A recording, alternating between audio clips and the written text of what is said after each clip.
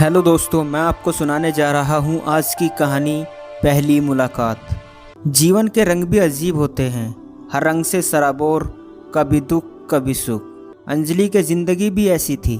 खुशी का एक रंग मिला और वो ही रंग उसकी बर्बादी की वजह बन गया।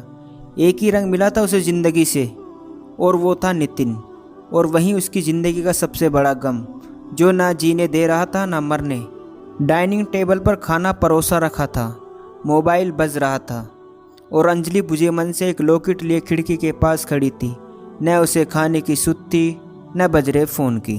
वो मन में बुदबुदाई, तुमसे पिछले 5 साल हो गए और मुझे बर्बाद किए भी। तुम तो आबाद हो, ज़िंदगी में खुश हो, कहीं आगे बढ़ चले और मैं वहीं अटकी हूँ उसी पहली मुलाकात में। और आंसू की एक बूंद टप से लॉकेट पर गिर गई। वो फिर खुद से बोली, आज ही के दिन तो मैं तुमसे मिली थी पहली बार। और वो आंखों में नमी लिए खो गई उस याद और उस पहली मुलाकात में। उसकी ज़िंदगी का वो रंग सबसे मनमोहक था और सबसे दर्दनाक भी, जिसमें अंजलि की खुशी और बर्बादी दोनों थी। वो सोचने लगी, काश वो मुलाकात ही नहीं हुआ होती तो वो यूं बर्बाद ना हुई होती। उसे याद आने लगा कि किस तरह वो थी पहली मुलाकात। उस दिन वो अकेली उस कॉफ़ी शॉप में बैठी थी, तभी एक नौजवान आकर उसके सामने एक टेबल पर बैठ गया। वो लड़का उसी उम्र का था। उसने बैठने के बाद पूछा, क्या मैं यहाँ बैठ सकता हूँ? वो कुछ ना बोली, पर वो बोले जा रहा था। वो क्या है ना, सारे टेबल भरे हैं तो सोचा किसी के साथ टेबल शेयर कर लूँ। फिर उधर उधर सबको देखा। सबसे पहले वो अंकल दिखे, पर आप जानती हैं वो अंकल बहुत गुस्से वाले हैं। अभी एक वेटर को झाड़ पिला दी। वो सामने आंटी बैठी हैं, वो ज़्यादा से ज़्यादा स्वीट हैं, जवान लड़के भाते हैं उन्हें शायद। वो लड़का देख रही हैं आप? अरे वो ब्लू शर्ट वाला। आंटी को पसंद आ गया, भाग खड़ा हुआ बेचारा। फिर एक लड़की के साथ 2 बार आया वो उस टेबल पर। वो लड़की अपनी प्रेमी का इंतज़ार कर रही है, क्योंकि वो बार बार वक्त देखती है फिर फ़ोन मिलाती है। उस टेबल पर वो 2 लोग बैठे हैं, उनका डिवोर्स होने वाला है। सामने तलाक के कागज़ रखे हैं। फिर आप दिखे इन फाइलों के बीच कॉफ़ी की सिप लेते हुए, तो सोचा यहाँ बैठ जाऊँ, आपको डिस्टर्ब नहीं करूँगा। वो बोला, मगर अंजलि कुछ ना बोली, चुपचाप कॉफ़ी उठाई और पीने लगी। उसका पहला सवाल, कहाँ काम करती हैं आप? मेरा नाम नितिन है, और आपका क्या नाम? अंजलि अब भी चुप रही। फिर थोड़ी देर चुप्पी रही। एक वेटर आया तो लड़के ने कॉफ़ी मंगवाई।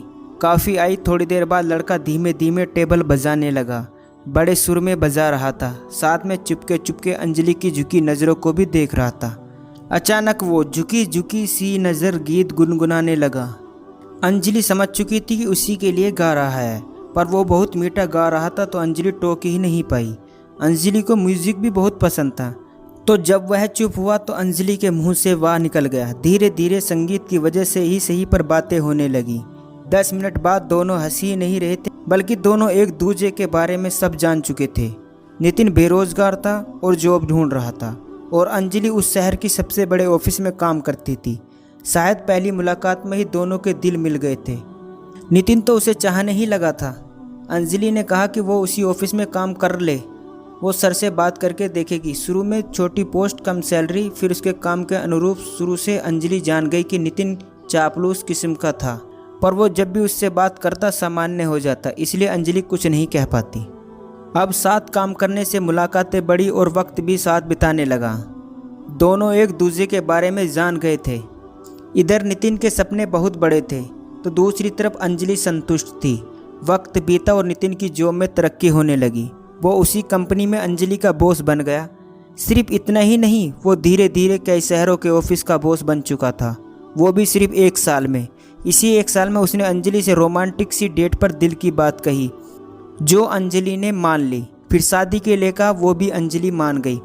सगाई धूमधाम से हुई। नितिन को अंजलि जैसी लड़की मुश्किल से मिलती, या फिर कोई और स्वार्थ या फिर प्यार का आकर्षण ने ये सब करवाया था, न जाने। फिर धीरे धीरे नितिन व्यस्त रहने लगा, एक से दूसरे और दूसरे से तीसरे शहर में रहने लगा। शादी की बात जब भी अंजलि करती, वो ये कहकर टाल देता वो अभी इन सब के लिए वक्त नहीं दे सकता, उसे और ऊंचा उठना है। धीरे धीरे अंजलि को समझ आने लगा कि नितिन की मेहनत का ऊंचा बहुत बड़ी है। वो सदा से ही आसमान छूने की बात करता, बड़े बड़े सपने देखता, और उन सब में अंजलि कहीं भी नहीं होती थी। फिर भी नादा अंजलि ये समझ ही नहीं पाती, क्योंकि वो तो नितिन से प्यार करती थी। बिना किसी स्वार्थ के। नितिन के ऊंचे सपने अब दोनों के रिश्तों के बीच आने लगे थे। तो शुरू में बहस होती, फिर झगड़े होने शुरू हो गए थे। शुरू में नितिन बाहर जाता तो कितने ही फ़ोन कर देता था, दिन भर बातें करता काम करते करते। फिर भी दिन में 2-3 बार, या फिर फासला बढ़ता चला गया। फिर बातें बंद, सिर्फ लड़ाई झगड़ा, और नितिन का एक ही जवाब, वो ऑफिस में व्यस्त रहता है। एक दिन अंजलि ने सोचा कि वो सब कुछ ठीक कर देगी, नितिन को बोलेगी वो उसके बिना नहीं रह सकती, और जैसे वो चाहेगा वैसे ही होगा। और ये सोचकर आज नितिन को सरप्राइज़ देती हूँ। वो उसके ऑफिस पहुँची, नितिन नहीं मिला तो उसके घर आ गई, और वहाँ नितिन को किसी और की बाहों में देखा। न जाने कब अंजलि ने नितिन को सदा के लिए खो दिया था। नितिन और उसके बीच काफ़ी दूरियां इतनी हो गई थी कि किसी तीसरे ने अपनी जगह बना ली।